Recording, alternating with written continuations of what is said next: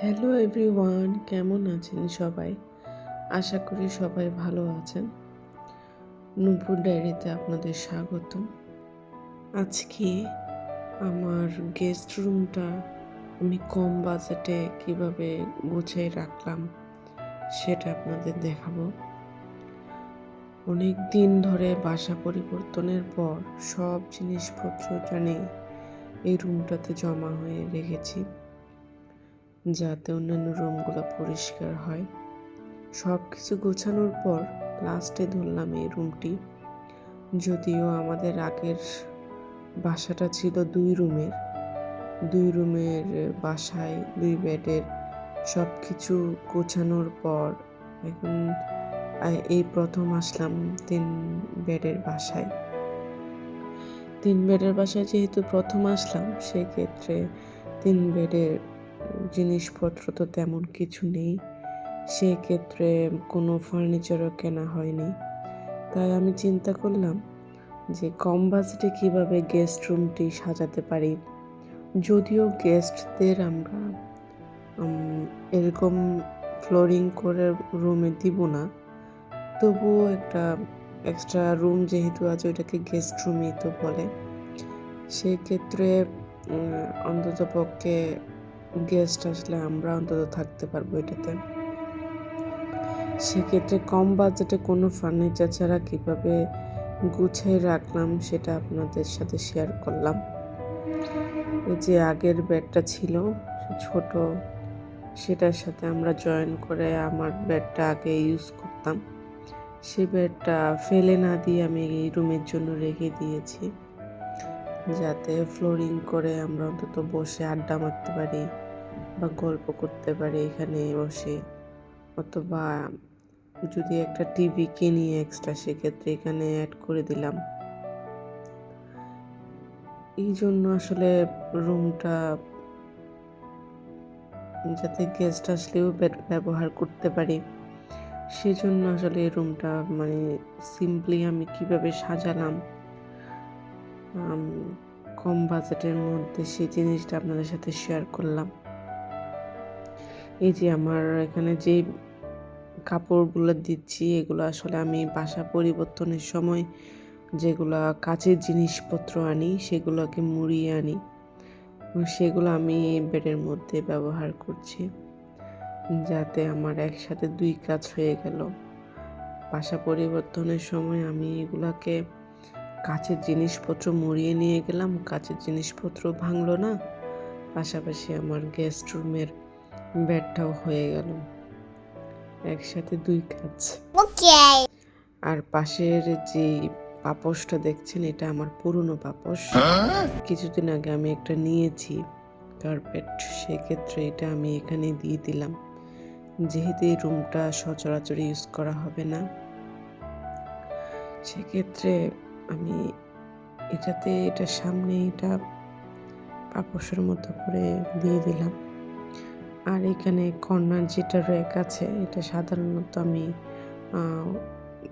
তেমন কাজে ইউজ করতাম না। এটা কিনেছিলাম আমার বাবু যখন ছোট ছিল, তখন তেমন ইনকাম ছিল না আপনার ভাইয়ের। সেক্ষেত্রে আমি এই ছোটোর একটা 2000 টাকা দিয়ে কিনেছিলাম চট্টগ্রাম রিয়াজউদ্দিন বাজার থেকে। সেক্ষেত্রে এখনও দেখুন কত সুন্দর আছে। টুকিটাকি জিনিসপত্রগুলো আমি ওখানে রাখি। আর সেক্ষেত্রে এটা যেহেতু ইউজ করি না, সেক্ষেত্রে এখানে এটা কর্নারে দিয়ে দিলাম। আর পর্দা এখনো নেওয়া হয়নি, এখানে ওই জন্য 2 কালারের পর্দা আছে। যেহেতু মাঝখানে আমি কফি কালারের নেটের পর্দা দিয়েছি। অবশ্য পাশের ভারী পর্দাগুলো অর্ডার দিয়েছি, যেদিন আনবো আপনাদের সাথে শেয়ার করব। আর এই রুমটা আসলে সচরাচর ইউজ করা হবে না। আমি যতটুকু চিন্তা করেছি যে যখন আমার ফ্যামিলির মানুষ আসবে, যে আমার বাবা মা বা আমার শ্বশুর শাশুড়িরা আসবেন, তখনই ওনারা যদি আমাদের রুমে থাকেন, সেক্ষেত্রে এই রুমটা আমরা ইউজ করতে পারবো। সেক্ষেত্রে আমরা এই রুমে থাকতে হবে। যদিও এখনো ফ্যান লাগাইনি, তবে আস্তে ধীরে লাগাবো, কারণ এখন অনেক খরচ গিয়েছে। বাসা পরিবর্তনে এই খরচ সেই খরচ, অনেক খরচ গিয়েছে। আসলে একটা বাসা পরিবর্তন করা মানে অনেক ঝামেলা, খরচ আর খরচ। সেক্ষেত্রে আর ওর জন্য আর কিছু কেনা হয়নি।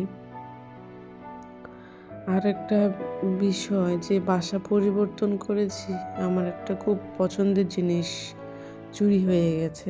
What? যেটা হচ্ছে আমার সেলাই মেশিন। যে সেলাই মেশিনটা আমি অনেক আগে আমার বাবু ছোট থাকতে নিয়েছিলাম। ওদের কাপড় চোপড় সেলাই করা থেকে শুরু করে আমার জামা কাপড় টুকিটাকি সব কিছু সেলাই আমি ওগুলোতে করতাম। যদি এখন করা হয় না, তাও ছোটোখাটো কাপড় চোপড় ছিঁড়ে গেলে তখন ওগুলোতে আমি ওখান থেকে করতাম। এখন আমার এই মেশিনটা খুঁজে পাচ্ছি না। যতটুকু মনে হয়েছে এটা চুরি হয়েছে। আর এই শো পিসটা আমি এটা নিয়েছি আমার 99 মার্কেট থেকে। যদিও এটা এক্সট্রা ছিল বলে আমি এখানে লাগাতে পেরেছি। পুরো করে অবশ্য কাভার হয়ে গিয়েছে। দেখুন তো কেমন লাগছে। So beautiful, so elegant, just looking like a wow. আমার আবার গ্রিন মানে যে কোনো জায়গায় গ্রিনের টাচ থাকলে না আমার খুব পছন্দ লাগে। আমি সবুজ গাছপালা খুব পছন্দ করি। একদিন আপনাদের আমার বাগানটা শেয়ার করব। আমি ওই জন্য আমি যে কোনো জায়গায় একটু গ্রিনের টাচ রাখার চেষ্টা করি। এটা আমার মনে হয় আমার চোখের একটা মানে রিলিফ দেয়। আমার কি বলবো, আমার অনেক ভালো লাগে দেখতে। আর গ্রিন না চোখের জন্য ভালো, আমি যতটুকু জেনেছি। সকালে ঘুম থেকে উঠে নাকি যখন আপনি গ্রিন জাতীয় কোনো কিছু দেখবেন, আপনার চোখের জন্য নাকি এটা ব্যায়াম হয়। এটা অবশ্য ডাক্তারদের থেকে শুনিনি। এটা অবশ্য কিছু মানুষ বলতো, সেক্ষেত্রে জানা। আর হচ্ছে দেখুন আমার সিম্পলি কিভাবে সাজালাম। পাশে বইয়ের একটা দিয়ে দিলাম, আর ছোটোখাটো একটা বিছানার মতো হয়ে গেল দেখুন। যদিও এটাতে সময় কাটানো হবে না, এটা মানুষজন যখন বেশি পড়বে হয়তো তখন এটা ইউজ করা হবে।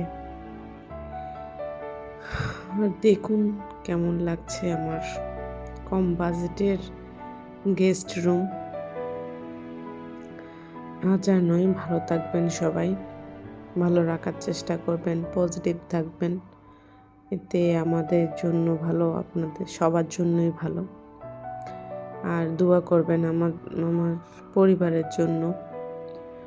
আর ভালো লাগলে একটি লাইক কমেন্ট শেয়ার দিবেন, আর সাবস্ক্রাইব করতে ভুলবেন না কিন্তু। বাই।